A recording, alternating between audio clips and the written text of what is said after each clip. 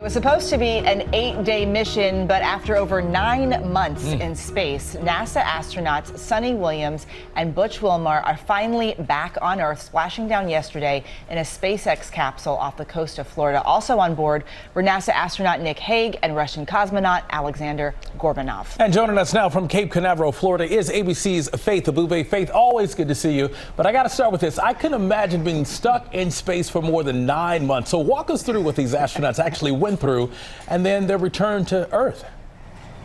Yeah, I mean, DeMarco, the remarkable thing is, they made the best of it. NASA kept praising them yesterday for being resilient. They adapted to the situation and kept their professionalism about them until they splashed down yesterday, which was amazing off the coast of Florida here.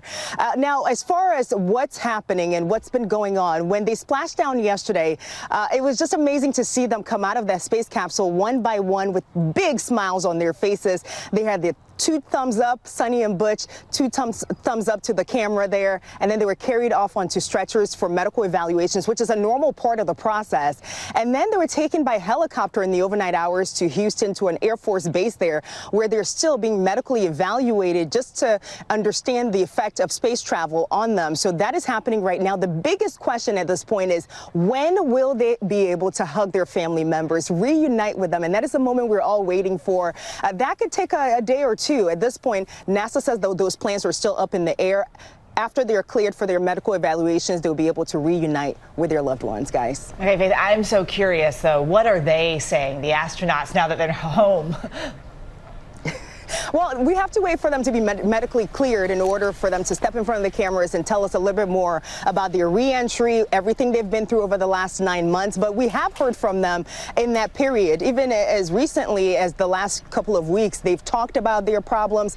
The biggest thing for them was just the mental toll that it took on their families, the uncertainty, right? You talk about going there just for an 8-day mission. They knew things would change, but no one ever imagined it would be 9 months before they would come back home. And so having to reassure their family members under that cloud of uncertainty, not knowing when they would come back, how they would come back. Of course, NASA has always said that they could come back in case of an emergency, but no concrete plans. The plans kept changing over and over again until the very last minute.